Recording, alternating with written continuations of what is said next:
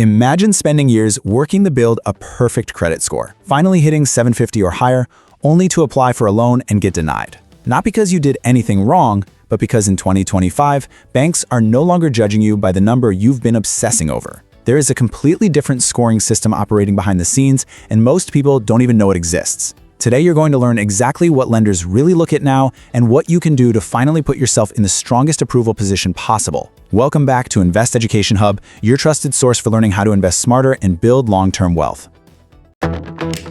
This video is for educational purposes only and does not constitute financial advice. Always do your own research and consult a licensed financial advisor before making investment decisions.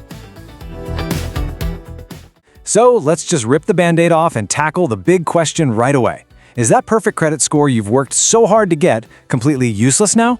Well, the short answer is kinda, yeah. The game has totally changed. See, your high score isn't the finish line anymore. It's really just the price of admission. It gets you in the door for a much tougher evaluation. Think of it like this. Your 750 score gets you the job interview, but it absolutely does not guarantee you the job. Now, to really get a handle on the new rules, we've got to first understand why the old rulebook got tossed right out the window. For decades, the system was, pretty predictable. You followed a simple set of steps, you got a high score, and boom, you got approved. But the world changed a lot, and that old system just couldn't keep up. For as long as I can remember, this right here, this chart, was the entire playbook. It was the gospel of good credit. We were all taught that if you just mastered these 5 things, you'd be golden. 35% for payment history, super simple, just pay your bills on time.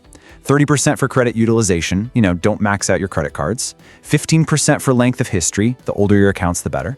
10% for new credit, don't go on an application spree. And that last 10% for credit mix, have a nice little variety of loans. That was it. That was the whole game. But that's the thing, it's just not the full story anymore. Not even close. The old FICO model, it's like trying to navigate a modern city with a map from 1985. Sure, it shows you the main streets, but it has no idea about the new superhighways, the real-time traffic jams, or all the detours that actually decide if you get where you're going. This old model is now just one chapter in a much thicker book that lenders are reading about you. So what happened? What broke the old model? Well, it was really a perfect storm of new technology and just us changing how we live our financial lives. First, tons of people started using debit cards for everything, so the old credit reports weren't really seeing the full picture of our daily spending. Then digital banking exploded, turning every single coffee purchase into a data point. But the real kickers, the 2 biggest game changers on this list, are these last 2. Lenders suddenly got their hands on massive new sets of data, and they built incredibly powerful AI systems that could analyze it all in the blink of an eye. We're not talking about a person looking at your score anymore. We're talking about an algorithm scanning thousands of data points about your entire financial life. Okay, so let's get right to the heart of it. This is where the real frustration kicks in. You did everything you were supposed to do. You hit that 750, maybe a 780, maybe even an 800 score, and you still got rejected. Let's break down exactly why that's happening now. The number one reason, the most common culprit for a shocking denial, even with a fantastic score, is your debt-to-income ratio. We call it DTI, and the math is actually super simple. It's just your total monthly debt payments divided by your gross monthly income. If that number gets too high, like 50% in this example, it's a gigantic red flag to lenders.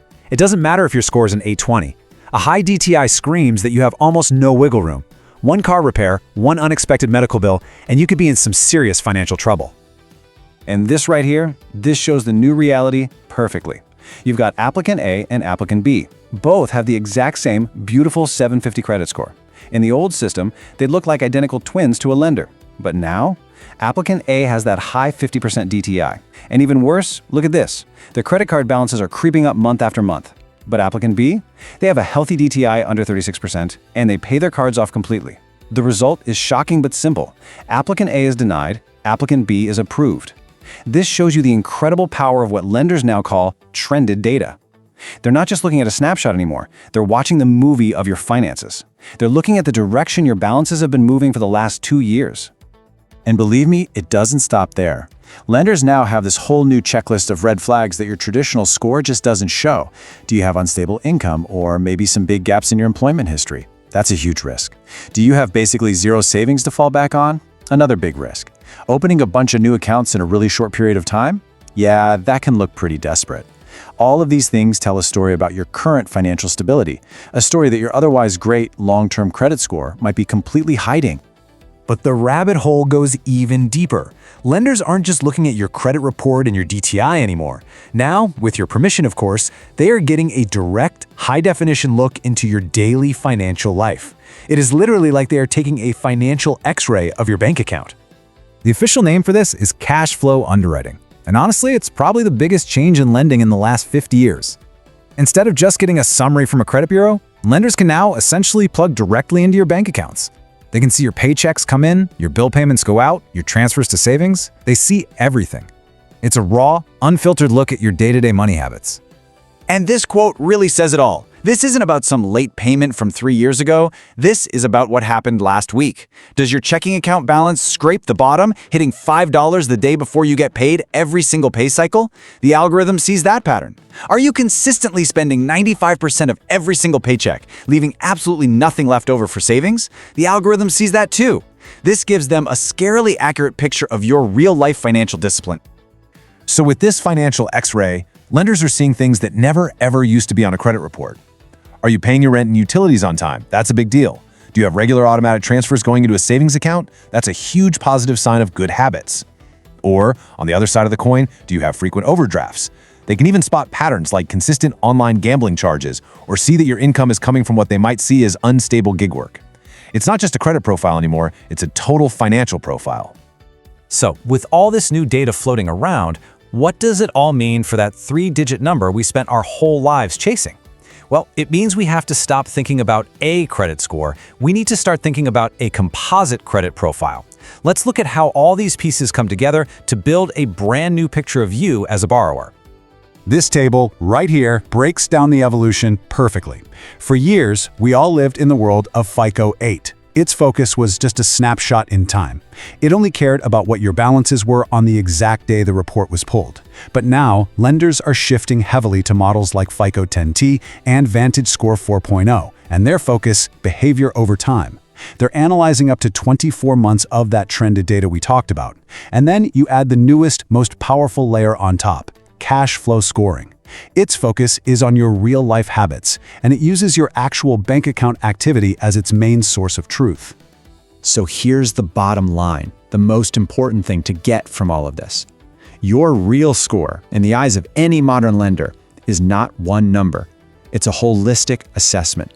It is a blend of your traditional FICO score, your 24-month trended data showing your recent behavior, and more, a direct analysis of your real-time cash flow.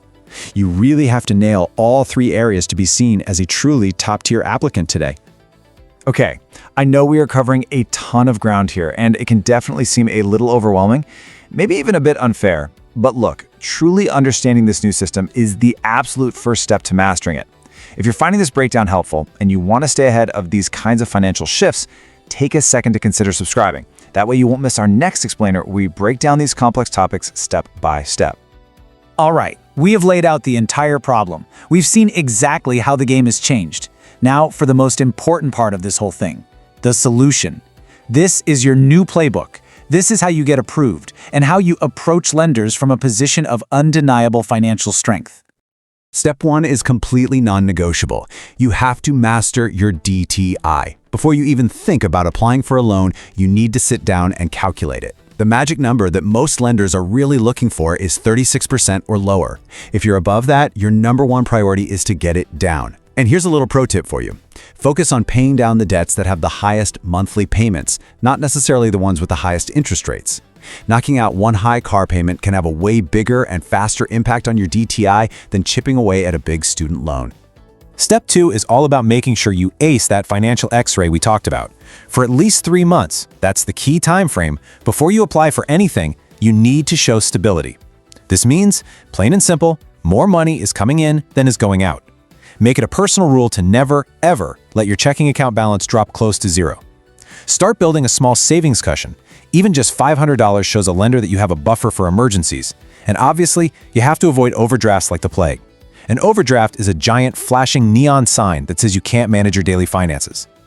Next up, you've got to change the way you think about using your credit cards. The old advice, you remember, was to keep your utilization below 30%.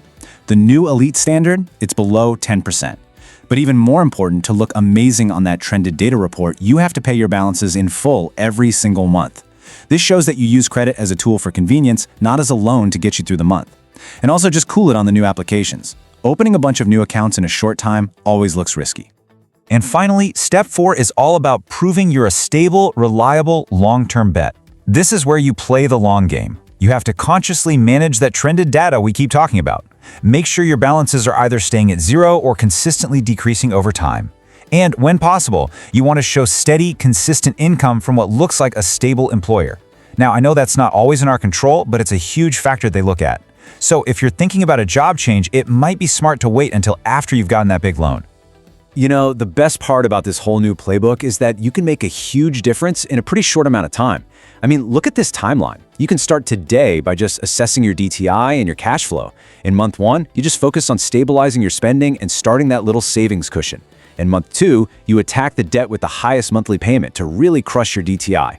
By month 3, you're just maintaining all those good habits. After just 90 days of focused effort, you can walk into a lender's office with a financial profile that is worlds stronger than it was before. So I really want to leave you with this one question, because it gets to the absolute core of everything we've talked about today. For years, we were all taught to manage a single snapshot in time, that one FICO score on one specific day.